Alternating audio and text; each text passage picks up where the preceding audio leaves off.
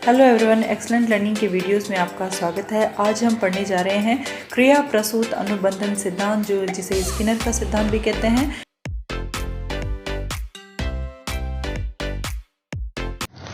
Skinner का सक्रिय अनुबंधन सिद्धांत। स्किनर महोदय ने दिया था सक्रिय अनुबंधन का सिद्धांत। बहुत महत्वपूर्ण सिद्धांत है। स्किनर जो थे वह व्यवहारवादी थे, और व्यवहारवादियों में हम जानते हैं कि स्किनर है, पावलोव है, थॉर्नडाइक और गुथरी और हल, ये मनोवैज्ञानिक आते हैं। और स्किनर ने दिया था सक्रिय अनुबंधन का सिद्धांत। स्किनर का नाम है B.F. स्किनर, और ये पूरा नाम है बुरहास फ्रेडरिक स्किनर। यह जो B.F. स्किनर थे, ये अमेरिका के हार्वर्ड यूनिवर्सिटी के मनोवैज्ञानिक थे, और उन्होंने जो अधिगम था, लर्निंग था, उसके लिए कई प्रयोग किए। और उन्होंने जो अपने प्रयोग किए थे वो दो ऑब्जेक्ट्स पर किए थे। एक तो चूहों पर किया था और कबूतरों पर किया था। चूहों पर जो प्रयोग किए थे वो किए थे 1938 यानी 1938 में किए थे। कबूतरों पर उन्होंने 1946 में ये प्रयोग किए थे। B.F. स्किनर ने जो सिद्धांत दिया था उसको कई दूसरे नामों से भी जाना जाता है, और एग्जाम में कई बार दूसरे नामों से भी पूछ लिया जाता है। जैसे क्रिया प्रसूत अनुबंधन सिद्धांत है, सक्रिय अनुक्रिया सिद्धांत है, क्योंकि इसके अंदर पहले अनुक्रिया की जाती है, बाद में उद्दीपक होता है। पहले सक्रिय अनुक्रिया होती है, तो उसके अनुसार सक्रिय अनुक्रिया सिद्धांत है। निमित्तिक अनुबंधन सिद्धांत, इंस्ट्रूमेंटल कंडीशनिंग थ्योरी है। तो निमित्त का मतलब होता है कि किसी निमित्त के द्वारा, किसी साधन के द्वारा। और फिर है अनुक्रिया उद्दीपन सिद्धांत है। पहले अनुक्रिया होती है, बाद में उद्दीपन प्राप्त होता है, तो यह इसका दूसरा नाम है। साधनात्मक व्यवहार सिद्धांत है। आर टाइप सिद्धांत है। आर का मतलब होता है रेस्पॉन्स, यानी कि इसमें जो उद्दीपक होता है, जो स्टिमुलस होता है, वह अब्सेंट होता है। उद्दीपक नहीं होता है, लेकिन फिर भी प्राणी के द्वारा एक रेस्पॉन्स दिया जाता है, एक अनुक्रिया की जाती है, और अनुक्रिया के परिणाम फलस्वरूप उद्दीपक की प्राप्ति होती है। लेकिन प्रारंभ में उद्दीपक अनुपस्थित होता है, तो इस हिसाब से इसे आर सिद्धांत भी कहते हैं। RS सिद्धांत का मतलब यह है कि रेस्पॉन्स और स्टिमुलस सिद्धांत। तो इसके अंदर पहले रेस्पॉन्स किया जाता है, बाद में स्टिमुलस की प्राप्ति होती है। पहले स्टिमुलस एब्सेंट है, लेकिन बाद में स्टिमुलस की प्राप्ति हो जाती है, तो इसे RS सिद्धांत भी कहते हैं। नेक्स्ट इसे RR सिद्धांत भी कहते हैं। R का मतलब हम जानते हैं रेस्पॉन्स, और ये जो दूसरा आ रहा है इसका मतलब होता है रीइंफोर्समेंट, यानी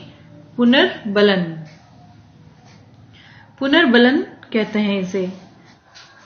तो RR सिद्धांत भी इसे कहा जाता है। तो एग्जाम में किसी भी नाम के द्वारा क्वेश्चन पूछा जा सकता है। ये सभी नाम जो स्किनर के सक्रिय अनुबंधन के सिद्धांत है उनके नाम हैं। अब स्किनर ने जो प्रयोग किए थे वे चूहों पर किए थे और किए थे कबूतरों पर। चूहों पर उन्होंने प्रयोग किया था 1938 में, और यहाँ पर उन्होंने एक स्किनर बॉक्स बनाया था। ये जो बॉक्स है, इस बॉक्स का नाम है स्किनर बॉक्स। इसके अंदर यहाँ एक भूखे चूहे को रखा था, और यह जो कमरा था, यह जो बॉक्स था, ये अंधेरे वाला था, और यहाँ पर इस तरह से एक ग्रिल थी, और इस ये जो बॉक्स था, अंधेरे बॉक्स में इसमें चूहा घूमता है, और घूम करके अपने लक्ष्य तक इसको पहुंचना होता है। जब बार बार चूहा, यह जो प्रयोग शुरू किया था उसमें स्किनर ने कुछ दिनों तक इस चूहे को भूखा रखा, और भोजन प्राप्त करने के लिए उसे एक ऐसे डब्बे में बंद किया जिसमें अंधकार था, लेकिन एक स्विच ऑन होने पर एक लाइट की व्यवस्था थी। अब चूहा अंधेरे में इसके अंदर घूमता रहा। अचानक से उसका पैर जो है एक लीवर पर पड़ गया। ये लीवर है, और यहाँ पर इसका पैर पड़ गया। अचानक से लीवर पर पैर पड़ते ही एक आवाज हुई, खट की आवाज हुई, और जैसे ही ये आवाज हुई तो यहाँ लाइट्स ऑन हो गई, ध्वनि की आवाज आई, और इसके साथ ही यहाँ पर एक भोजन उसे प्राप्त हो गया। तो जैसे ही भोजन प्राप्त हुआ, यह इस भोजन की प्राप्ति ने एक पुनर्बलन का काम किया। तो इस तरह से चूहे ने एक सक्रिय व्यवहार किया, एक उचित व्यवहार किया, अनुक्रिया की, और अनुक्रिया के फलस्वरूप एक आवाज उत्पन्न हुई और उसे यहाँ पर कुछ प्याले में खाने के लिए भोजन की प्राप्ति हो गई। जैसे ही परिणाम से पुनर्बलन प्राप्त हुआ, चूहे के द्वारा इस तरह से सक्रिय रहकर इसी तरह की अनुक्रिया करने में बार बार तीव्रता आ गई। मतलब ये फिर जल्दी जल्दी ये काम करने लगा, उसमें समय की जितना समय फर्स्ट बार में लगा था उतना समय बाद में नहीं लगा। और ये प्रयोग था चूहों पर। नेक्स्ट प्रयोग स्किनर ने किया था 1943 में कबूतरों पर। कबूतरों के लिए एक विशेष प्रकार का यहाँ यंत्र बनाया था, इसका नाम था कबूतर पेटिका, पिजन बॉक्स था।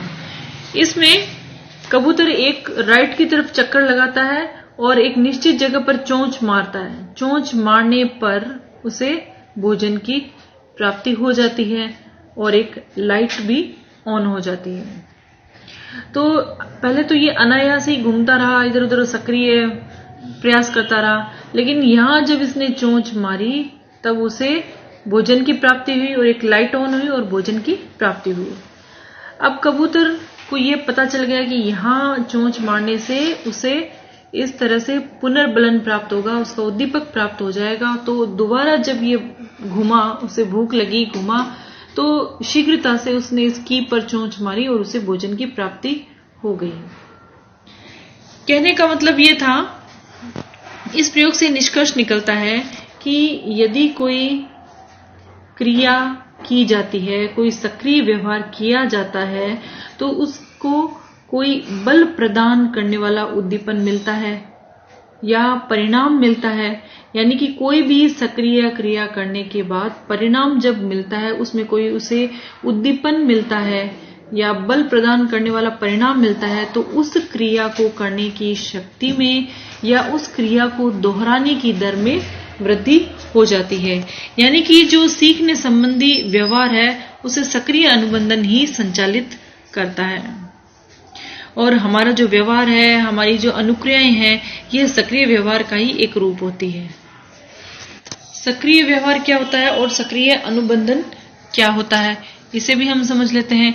सक्रिय व्यवहार वह होता है जिसमें उद्दीपन हमें पता होता है और उसके बाद में अनुक्रिया की जाती है। इसे रेस्पोंडेंट बिहेवियर भी कहते हैं, रेस्पोंडेंट बिहेवियर कहते हैं। और यदि उद्दीपक का पता ही नहीं होता है और व्यवहार किया जाता है, सक्रिय व्यवहार किया जाता है, तो उसे हम सक्रिय व्यवहार या ऑपरेंट बिहेवियर कहते हैं। यह जो ऑपरेंट बिहेवियर होता है, ऑपरेंट कंडीशनिंग होती है, इसके अंदर एक जो सक्रिय व्यवहार होता है उसमें सुनियोजित पुनर्बलन मिल जाने से वह जो वांछित व्यवहार किया जा रहा है प्राणी के द्वारा, उसमें जल्दी जल्दी पुनरावृत्ति होती रहती है और सीखने वाला अंत में जैसा व्यवहार सिखाने वाला चाहता है वैसा ही सीखने में समर्थ हो जाता है।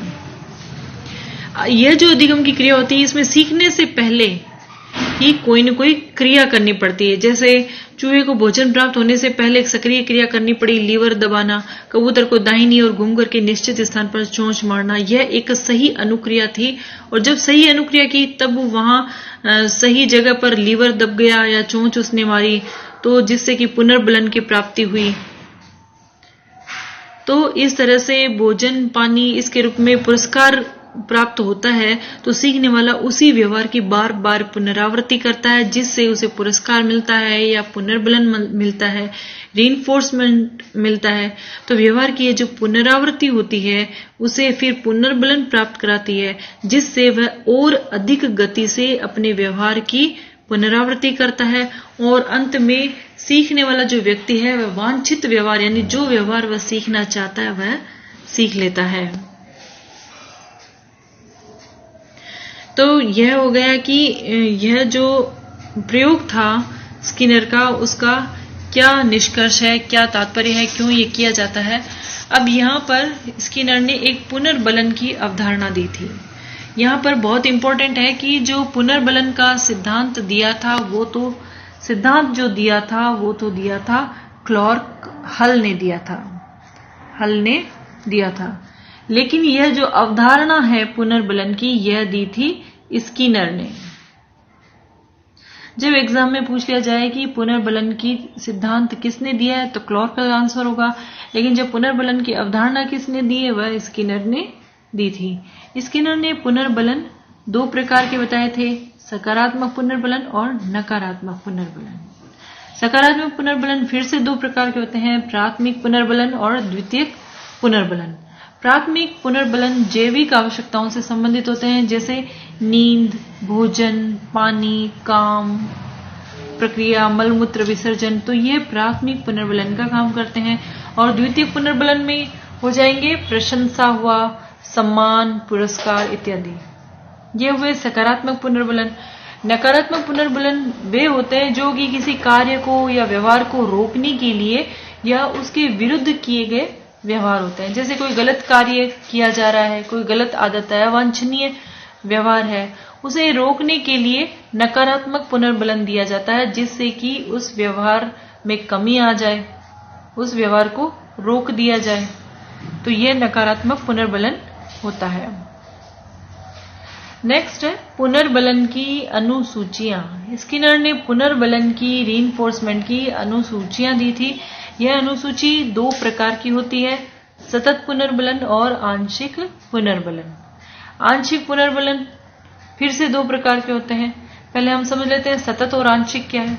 सतत पुनर्बलन वह होता है जो लगातार दिया जाता है, बार बार दिया जाता है। हर एक क्वेश्चन के आंसर, सही आंसर मिलने पर उसे पुनर्बलन दिया जाता है। जैसे हर एक क्वेश्चन का आंसर दिया, शाबाश, नेक्स्ट क्वेश्चन का आंसर दिया, फिर से शाबाश, वेरी गुड, और फिर क्वेश्चन का आंसर दिया, तो ये कंटिन्यू पुनर्बलन दिया जा रहा है।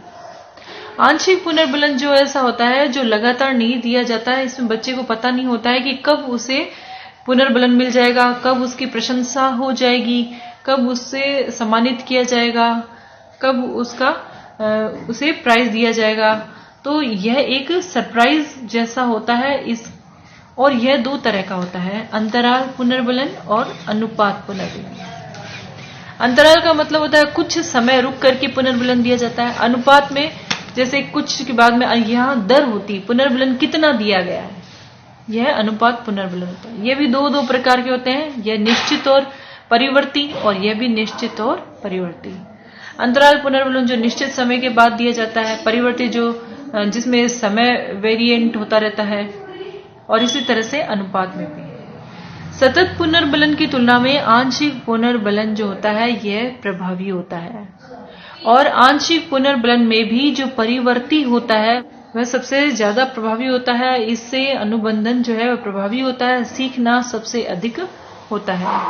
तो यह भी एग्जाम में पूछ लिया जाता है, पुनर्बलन की कितनी अनुसूचियां हैं और कौन सा जो अनुसूची है उससे अधिगम जो है अधिक प्रभावी होता है। अभी जो स्किनर का सिद्धांत है इसका शिक्षा में क्या उपयोग है?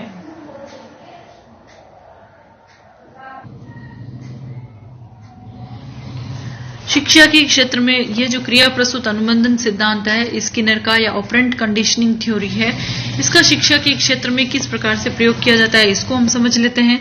सबसे पहला है सीखने का आकार प्रदान करना। इसे हम कहते हैं शेपिंग ऑफ बिहेवियर, शेपिंग भी कहते हैं, आकृतिकरण भी कहते हैं, आकृतिकरण भी कहते हैं, रूप निर्धारण भी कहते हैं, इसे रूप निर्धारण भी कहते हैं। बहुत इंपॉर्टेंट है, शेपिंग के नाम से भी पूछ लिया जाता है एग्जाम में, आकृतिकरण हुआ, रूप निर्धारण इस नाम से भी पूछ लिया जाता है। यह जो स्किनर का जो क्रिया प्रस्तुत अनुबंधन सिद्धांत है ये सीखने का आकार प्रदान करता है, एक बिहेवियर जो होता है उसको शेप प्रदान करता है। जो भी शिक्षक है वह जो सिखाया जा अपने स्टूडेंट है जिसे सिखाया जा रहा है व्यवहार, उसके व्यवहार को स्वरूप प्रदान करता है, यानी धीरे धीरे पुनर्बलन प्रदान करके उसके व्यवहार में परिवर्तन लेके आ जाता है, और जिससे कि वह वांछित व्यवहार करना सीख जाता है। तो इस तरह से उसके व्यवहार की एक शेपिंग हो जाती है, व्यवहार को एक आकृतिकरण हो जाता है, रूप निर्धारित हो जाता है। यह स्किनर के सिद्धांत के द्वारा किया जा सकता है। अभिक्रमित अधिगम करवाया जा सकता है, यानी कि जो क्रिया प्रस्तुत अधिगम में सीखी जाने वाली क्रिया होती है उसको छोटे छोटे पदों में विभक्त किया जाता है और इससे सीखने में गति भी मिलती है और सफलता भी मिलती है, अधिगम भी प्रभावी होता है। नेक्स्ट है निदानात्मक शिक्षण में। निदानात्मक शिक्षण यानी रेमेडियल में टीचिंग में क्रिया प्रसूत सिद्धांत यानी स्किनर का सिद्धांत जो जटिल व्यवहार वाले लोग होते हैं या मानसिक रोगी होते हैं, पशु पक्षी होते हैं या जो बालक होते हैं, उनमें वांछित व्यवहार को सीखने से विशेष रूप में यह सहायक होता है।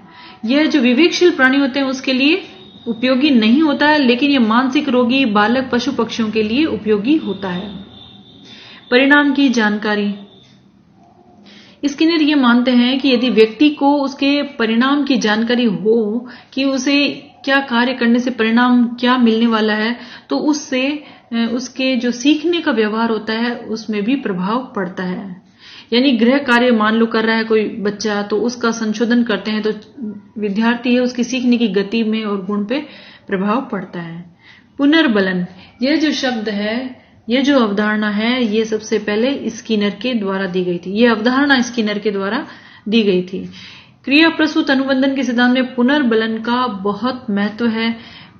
ये स्किनर महोदय कहते हैं कि जितना ज्यादा अभ्यास किया जाता है और उससे उस क्रिया को बल मिलता है।